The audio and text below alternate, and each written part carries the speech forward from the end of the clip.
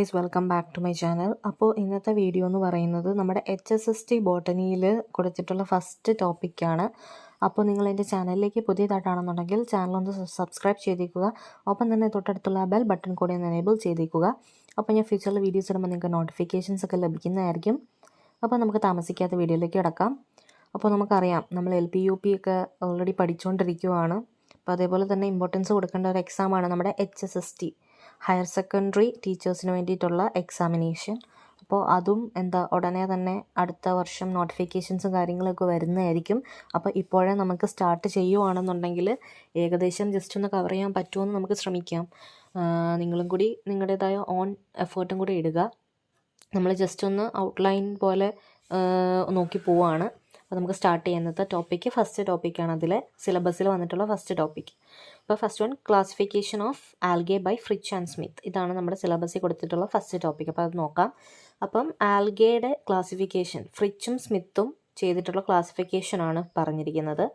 അപ്പം അതിലേക്ക് വരുമ്പം നോക്കിക്കേ, അത് 1935 ഈ ഒരു ക്ലാസിഫിക്കേഷൻ.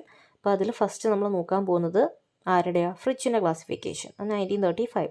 അപ്പോൾ അതെന്ന് പറയുന്നത് മെയിനായിട്ട് ആ ക്ലാസിഫിക്കേഷൻ നടത്തിയിട്ടുള്ളത് ആൽഗേസിലെ പിഗ്മെൻറ്റിനെ, പിന്നെ അതേപോലെ സ്റ്റോറേജ് പ്രൊഡക്ട്സ്, പിന്നെ അതേപോലെ തന്നെ ഫ്ലജല്ല, താലസ് സ്ട്രക്ചർ, ഇത്രയും കാര്യങ്ങൾ ബേസ് ചെയ്തിട്ടാണ് ആ ഒരു ക്ലാസിഫിക്കേഷൻ നടന്നിട്ടുള്ളത്. ആൽഗയുടെ പിഗ്മെൻറ്റ്, സ്റ്റോറേജ് പ്രൊഡക്റ്റ്, ഫ്ലജല്ല, അതേപോലെ താലസ് സ്ട്രക്ചർ, ഇത്രയും കാര്യങ്ങളെ ബേസ് ചെയ്തിട്ടാണ് നടന്നിട്ടുള്ളത്?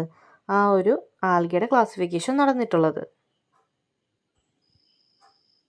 അപ്പോൾ ആ ഒരു ക്ലാസിഫിക്കേഷൻ, ഈ ഒരു ക്ലാസിഫിക്കേഷനിൽ ആൽഗേനെ ഡിവൈഡ് ചെയ്തിരിക്കുന്നത് 11 ക്ലാസ്സസ് ആയിട്ടാണ്. 11 ക്ലാസ്. അതിൽ ഫസ്റ്റ് വൺ ക്ലോറോഫൈസിയെ. നമുക്കറിയാം ക്ലോറോഫൈസിയ എന്ന് പറയുമ്പോൾ ഗ്രീൻ ആൽഗയാണ് അല്ലേ? ക്ലോറോഫൈസിയ ഗ്രീൻ ആൽഗയാണ്. ദെൻ സാന്തോഫൈസിയെ എന്ന് പറയുമ്പോൾ യെല്ലോ ഗ്രീൻ ആൽഗിൻ, സാന്തോഫിൽ ഓർത്താൽ മതി. ദെൻ ക്രൈസോഫൈസിയ എന്ന് പറയുമ്പോൾ ഗോൾഡൻ ആൽഗയാണ്. ക്രൈസോഫൈസിയ എന്ന് പറയുന്നത് ഗോൾഡൻ ആൽഗയാണ്. ദെൻ ബെസിലാറോഫൈസിയ എന്ന് പറയുമ്പോൾ നമ്മുടെ ഡയാറ്റംസ് വരുന്നത്. ബെസിലാറോഫൈസിയയിലാണ് ഡയാറ്റംസ്. ദെൻ ക്രിപ്റ്റോഫൈസിയ എന്ന് പറയുന്ന ക്രിപ്റ്റോമോണാറ്റ്സ് വരുന്നത്, ക്രിപ്റ്റോമോണാറ്റ്സ്. ദെൻ ദിനോഫൈസിയ അല്ലെങ്കിൽ ഡൈനോഫൈസിയ അതെന്ന് പറയുമ്പോൾ ഡൈനോഫ്ലജല്ലേറ്റ്സ് ആയിരിക്കും വരുന്നത്. ഡൈനോഫൈസിയ എന്ന് തന്നെ പഠിച്ചു. അപ്പോൾ നമുക്ക് ഡൈനോഫ്ലജല്ലേറ്റ്സ്. ദെൻ ക്ലോറോമൊനാഡിനെ, അപ്പോൾ അതെന്ന് പറയുമ്പോൾ ക്ലോറോമൊനാറ്റ്സ് വരുന്നത്. ദെൻ യുഗ്ലിനോഫൈസിയയിൽ യുഗ്ലിനോയിഡ്സ്. പിന്നെ അതേപോലെ തന്നെ ഫിയോഫൈസിയ എന്ന് പറയുമ്പോൾ ബ്രൗൺ ആൽഗേസ് ആയിരിക്കും. ഫിയോഫൈസിയ എന്ന് പറയുന്ന ബ്രൗൺ ആൽഗേസ് ആയിരിക്കും. റോഡോഫൈസിയ നമുക്കറിയാം റെഡ് ആൽഗയാണ്. ദെൻ മിക്സോഫൈസിയ അല്ലെങ്കിൽ സൈനോഫൈസിയ എന്ന് ഇപ്പോൾ പറയുന്നുണ്ട്. അപ്പോൾ അതെന്ന് പറയുന്ന ബ്ലൂ ഗ്രീൻ ആൽഗയാണ്. സൈനോബാക്ടീരിയ ഒക്കെ വരുന്നത് ബ്ലൂ ഗ്രീൻ ആൽഗെ. മിക്സോഫൈസിയ എന്നുള്ളത് പഴയ നെയിം, അപ്പോൾ സൈനോഫൈസിയ എന്നാണ് ഇപ്പോൾ പറയുന്നത്. അപ്പം ബ്ലൂ ഗ്രീൻ ആൽഗെ. അപ്പോൾ ഇത്രയാണ് നമ്മുടെ ഫ്രിച്ചിൻ്റെ ക്ലാസിഫിക്കേഷനിൽ വരുന്നത്. 11 ക്ലാസ്സസ് അല്ലേ? 11 ക്ലാസ്സസ് ആയിരുന്നു.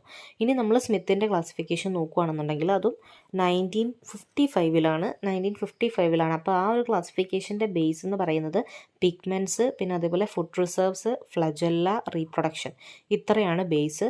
അതിൽ ആൽഗേനെ 7 ഡിവിഷനിലാണ് ഡിവൈഡ് ചെയ്തിട്ടുള്ളത്. നമ്മൾ ഫ്രിച്ചിൽ എങ്ങനെയായിരുന്നു? 11 ഡിവിഷൻസ് ഉണ്ടായിരുന്നു അല്ലേ? 11 ക്ലാസ് ഉണ്ടായിരുന്നു. അപ്പോൾ ഇവിടെ സ്മിത്തിൻ്റെ ക്ലാസിഫിക്കേഷനിൽ വരുമ്പോൾ 7 ഡിവിഷനാണുള്ളത്. അത് ഫസ്റ്റ് വൺ നമ്മുടെ ക്ലോറോഫൈറ്റ എന്ന് പറയുമ്പോൾ ഗ്രീൻ ആൽഗയൊക്കെ വരുന്നത്. ദെൻ യുഗ്ലിനോയിഡ്സ്. ദെൻ ക്രൈസോഫൈറ്റ, അവിടെ ഗോൾഡൻ ബ്രൗൺ ആൽഗേസും ഡയാറ്റോംസും വരും.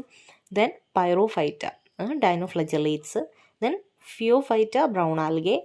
Then rhodophyta, that is the red algae, and then cyanophyta, that is the blue green algae which contains cyanobacteria. അപ്പോൾ ഇത്രയും ഈ ഒരു 7 ഡിവിഷൻസ് ആണ് ഏത് ക്ലാസിഫിക്കേഷനിൽ വരുന്നത്? സ്മിത്തിൻ്റെ ക്ലാസിഫിക്കേഷനിൽ വരുന്നത്. അപ്പോൾ ഇതാണ് നമ്മുടെ സ്മിത്തിൻ്റെയും ഫ്രിച്ചിൻ്റെയും ക്ലാസിഫിക്കേഷൻ എന്നുള്ളത്.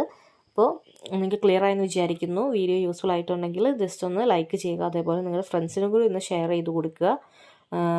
ഇതെന്ന് പറയുന്നത് നമ്മുടെ HSSTക്ക് വേണ്ടിയിട്ട് മാത്രമല്ല, നമുക്ക് ഡിഗ്രിക്കാണെന്നുണ്ടെങ്കിലും പിന്നെ അതേപോലെ തന്നെ നമ്മുടെ +1 +2 സ്റ്റുഡൻസിനും യൂസ്ഫുൾ ആയിട്ടുള്ള ടോപ്പിക്കാണ്. അപ്പോൾ നിങ്ങൾ അവർക്കൊക്കെ കൂടി ഒന്ന് ഷെയർ ചെയ്ത് കൊടുക്കുക. അപ്പോൾ ഈ വീഡിയോസൊക്കെ കാണുന്ന ചാനൽ സബ്സ്ക്രൈബ് ചെയ്യാതെയാണെന്നുണ്ടെങ്കിൽ പ്ലീസ് ചാനലും കൂടി ഒന്ന് സബ്സ്ക്രൈബ് ചെയ്തേക്കുക. അപ്പോൾ അടുത്ത വീഡിയോയിൽ കാണുന്നവരേക്കും എല്ലാവർക്കും ബൈ ബൈ.